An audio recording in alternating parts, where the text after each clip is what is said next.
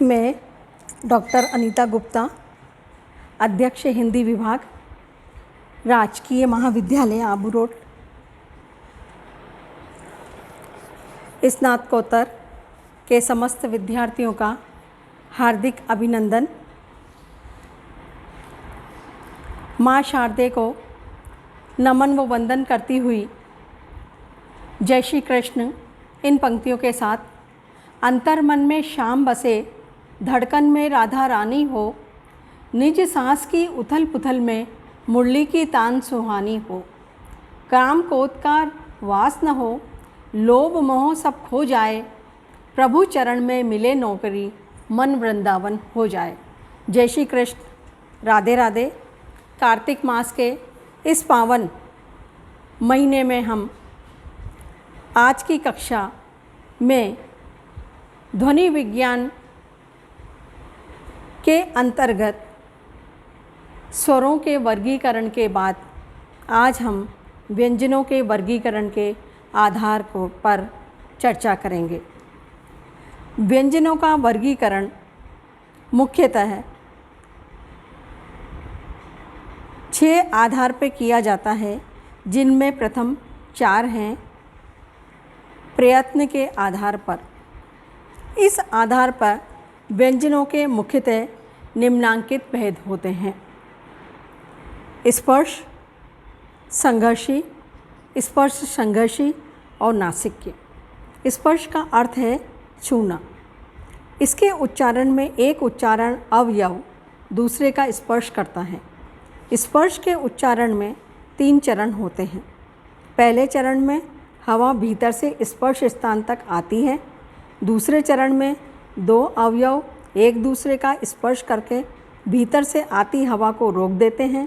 तीसरे चरण में दोनों अवयव एक दूसरे से दूर हट जाते हैं और हवा बाहर निकल जाती है। ये तीनों चरण हवा का आगमन, अवरोध तथा स्फोटन है। स्पर्श व्यंजन भी 2 प्रकार के होते हैं: स्फोटित स्पर्श, जिसमें तीसरा चरण होता है, अर्थात अंत में स्फोट होता है। यह स्वर के पूर्व आता है तथा इसमें उच्चारण तीसरे चरण के आरंभ में सुनाई पड़ता है। अस्फोटित स्पर्श, इसमें तीसरा चरण नहीं होता तथा ध्वनि पहले चरण के अंत में सुनाई पड़ती है। यह स्पर्श व्यंजन के पूर्व अप्सरा या शब्दांत में आप आता है। भारतीय वैयाकरणों ने इस अस्फोटित उच्चारण को अभिनिधान कहा है। हिंदी में क, ख, ग, घ, ट, ठ, ड, ढ, त, थ, द, ध, प, फ, ब, भ तथा का स्पर्श हैं। संस्कृत में च, छ, ज, झ तथा 5 नासिक व्यंजनों को भी स्पर्श में रखा गया है। स्नेही विद्यार्थियों, मैं आपको यह चीज़ बता देना चाहती हूँ कि हम ध्वनि विज्ञान का विभिन्न कक्षाओं में विस्तार से अध्ययन कर चुके हैं, इसलिए आज हम व्यंजनों के वर्गीकरण पर ही ध्यान देंगे। दूसरा संघर्षी, जिसमें उच्चारण में 2 उच्चारण अवयव एक दूसरे के इतने निकट चले जाते हैं कि दोनों के बीच से निकलने वाली हवा घर्षण या संघर्ष करती हुई बाहर निकलती है। हिंदी में फ, व, स, ज, श, ख, ग, ह संघर्षी व्यंजन है। संस्कृत में स, श, श और ह संघर्षी व्यंजन है। स्पर्श संघर्षी, इन ध्वनियों के उच्चारण में आरंभिक चरण स्पर्श का होता है, अंतिम चरण संघर्ष का। हिंदी में च, छ, ज, झ यही है। संस्कृत में ये स्पर्श माने गए हैं। स्पर्श संघर्षी व्यंजन स्फोटित रूप में ही स्पर्श संघर्षी रहता है, अस्फोटित होने पर स्पर्श हो जाता है, जैसे चना, नाच। नासिक्य, इसके उच्चारण में हवा नाक से निकलती है। ड, य, ण, न, म नासिक्य व्यंजन है। स्पर्श व्यंजनों में हवा का निकलना कुछ देर के लिए रुक जाता है, अवरोध की स्थिति में, किंतु नासिक व्यंजनों के उच्चारण में हवा नाक से निकलती रहती है। पार्श्विक, इनके उच्चारण में मुंह के मध्य भाग में 2 अवयव एक दूसरे से मिलकर वायु को अवरुद्ध कर देते हैं, किंतु हवा एक या दोनों पार्श्वों से निकलती रहती है।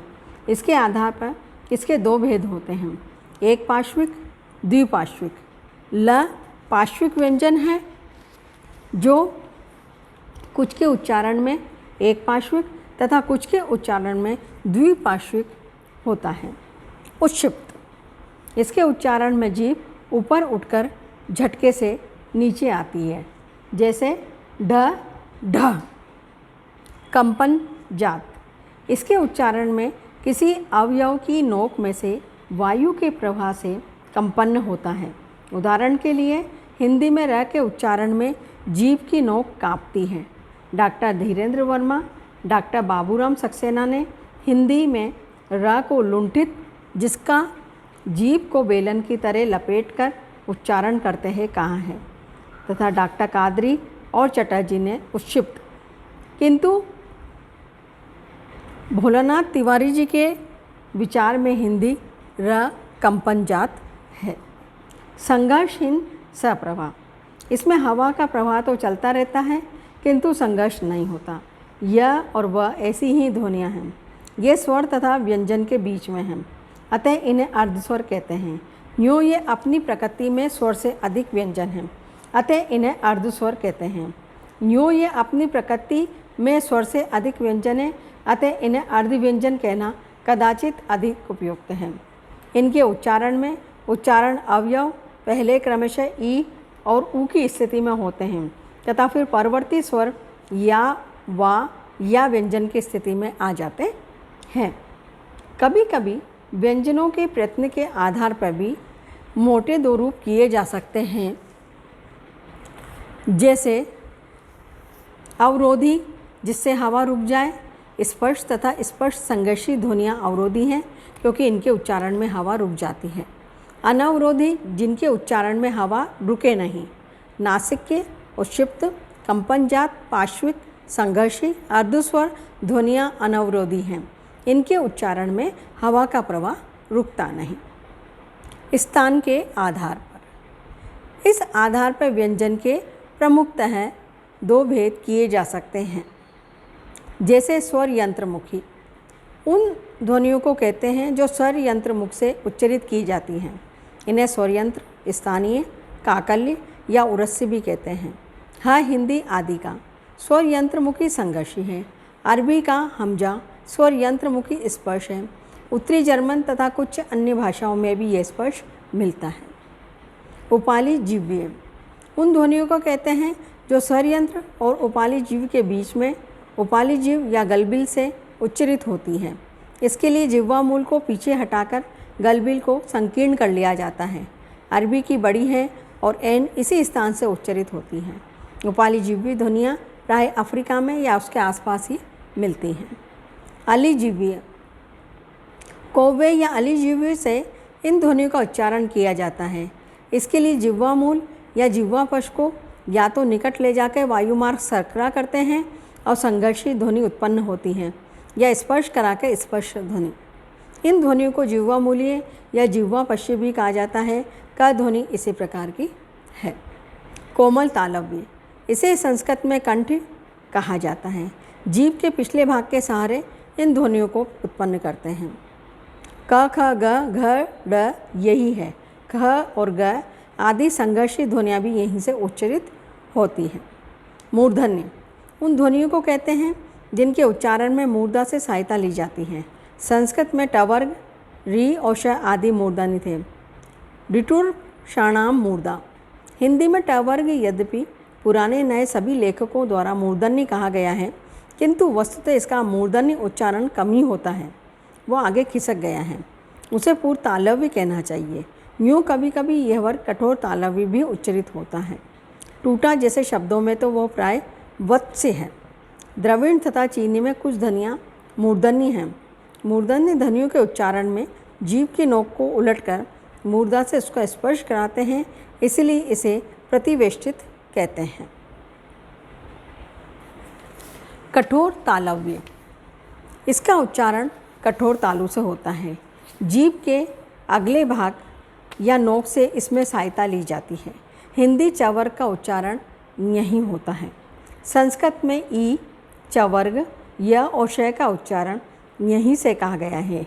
इचु य शानाम तालु, संक्षेप में कठोर तालव्य को तालव्य कहते हैं। वत्स्य, मसूड़े या वत्स और जीवाग्र की सहायता से उत्पन्न ध्वनियाँ वत्स कहलाती हैं। न, ल, र, स, ज इसी वर्ग के हैं।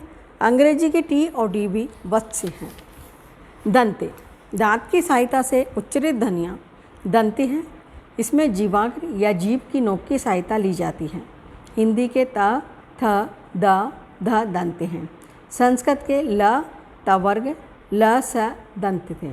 सूक्ष्मता से विचार करने पर दंत के अग्र, मध्य, मूल ये 3 भेद किए जा सकते हैं।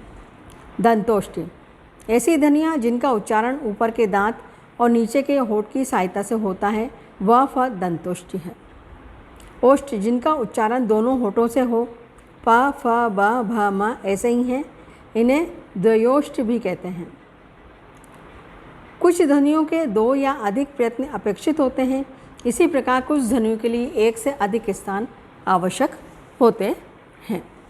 स्वर तंत्रियों के आधार पर, इस आधार पर व्यंजन के प्रमुखतः 2 भेद किए जा सकते हैं, घोष और अघोष। घोष वे ध्वनियाँ हैं जिनके उच्चारण में स्वर तंत्रियों के निकट आ जाने से उसके बीच निकलती हवा से उनमें कंपन होता है। हिंदी में क वर्ग आदि 5 वर्गों की अंतिम 3 ग, घ, ढ, ज, झ, ञ आदि ध्वनियाँ तथा य, र, ल, व, ज, ग, ह, ड, ढ आदि घोष हैं। दूसरी ओर जिनके उच्चारण में कंपन नहीं होता, स्वर तंत्रियों में कंपन नहीं होता है, उन्हें अघोष कहते हैं। हिंदी में 5 वर्गों की प्रथम 2 ध्वनियाँ क, ख, फ, स, श आदि अघोष हैं। सूक्ष्मता से विचार करने पर घोष ध्वनियों के भी पूर्ण घोष और अपूर्ण घोष 2 भेद हो सकते हैं। हिंदी में ब पूर्ण घोष है किंतु अंग्रेजी में बी अपूर्ण। प्राणत्व के आधार पर, प्राण का अर्थ है हवा, श्वास या हवा की शक्ति। इस आधार पर कुछ व्यंजन अल्प प्राण कहे जाते हैं और कुछ महाप्राण। जिन व्यंजनों के उच्चारण में हवा का आधिक्य हो या श्वास बल अधिक हो उन्हें महाप्राण कहते हैं। दूसरी ओर जिन व्यंजनों के उच्चारण में हवा का आधिक्य न हो या श्वास बल कम हो उन्हें अल्प प्राण कहते हैं। ह ध्वनि शुद्ध प्राण से बहुत मिलती जुलती है। इसी कारण महाप्राण ध्वनियों को ह युक्त तथा अल्प प्राण ध्वनियों को ह रहित कहा गया या लिखा जाता है।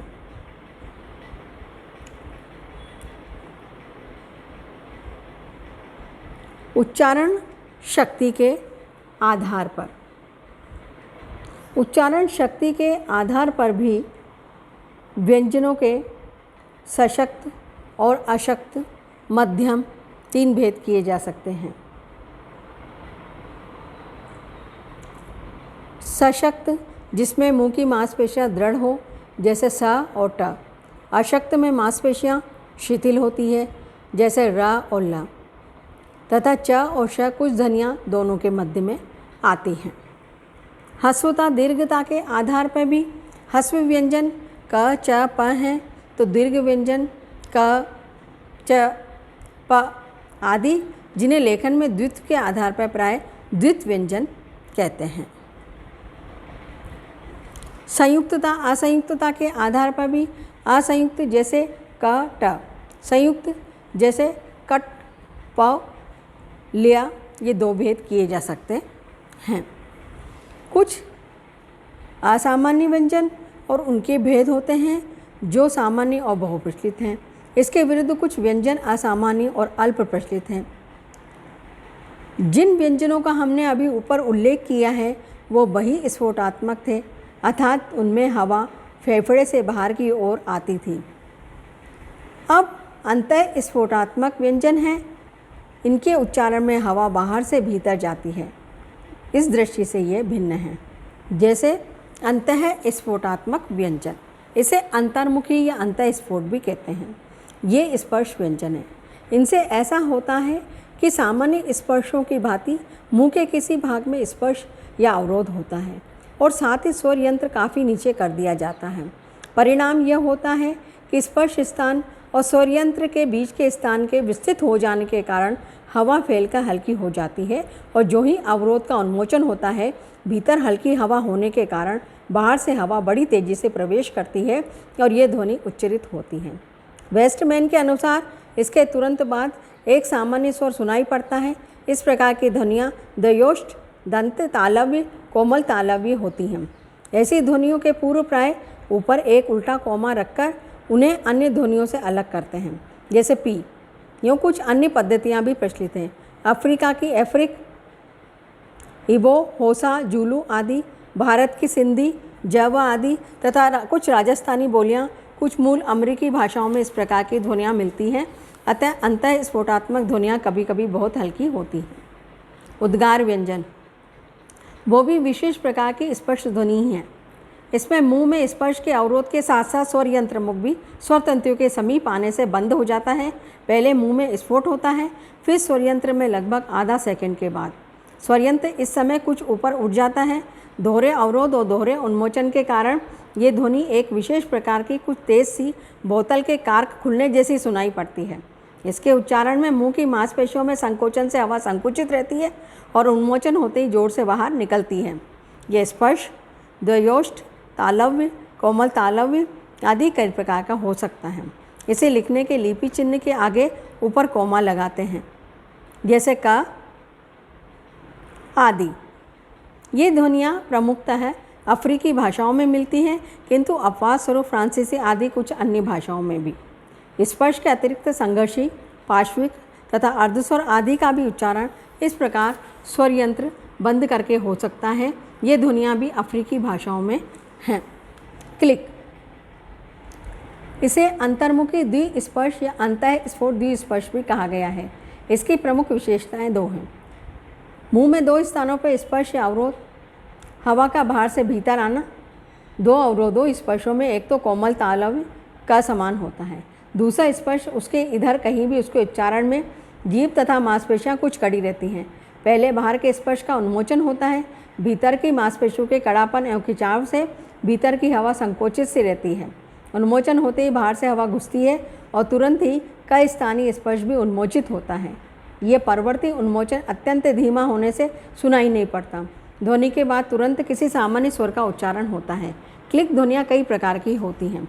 इनका यह अंतर कई स्थानीय स्पर्श के कारण नहीं होता, क्योंकि ये स्पर्श तो सभी में एक सा होता है।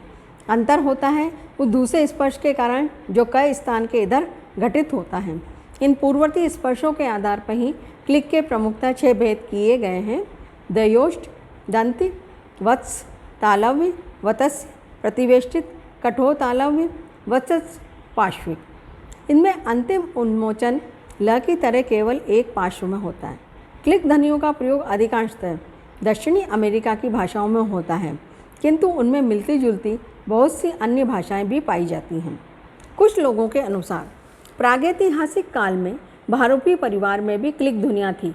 धीरे धीरे उनका लोप हो गया। ब्रिटेन में हम प्यार करते हैं के अर्थ में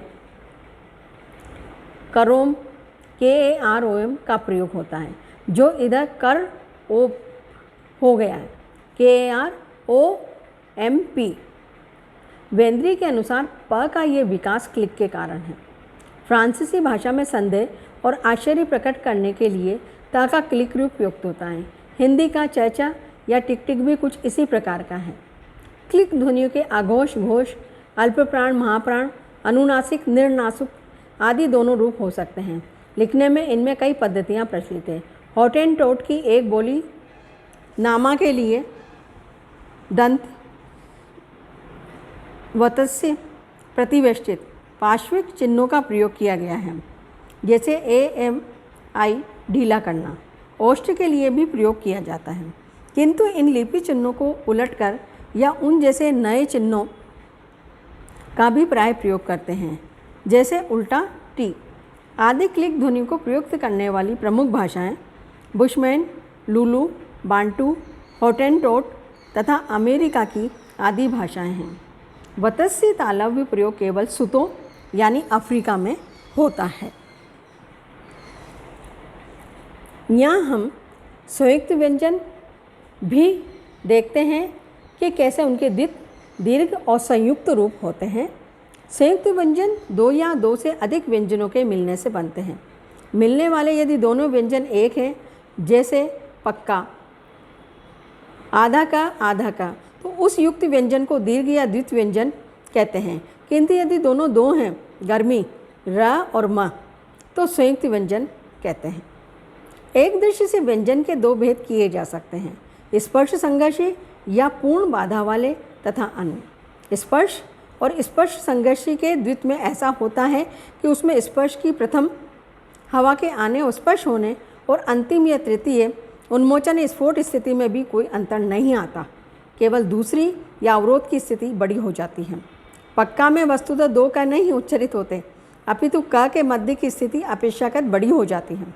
इसीलिए वैज्ञानिक दृष्टि से इस प्रकार के द्वित्वों को दो का आदि न कहकर क का दीर्घ रूप या दीर्घ व्यंजन क या दीर्घ या प्रलंबित क कहना अधिक समीचीन है, क्योंकि दो का तब कहलाते जब दोनों की तीन तीन स्थितियां घटित होती।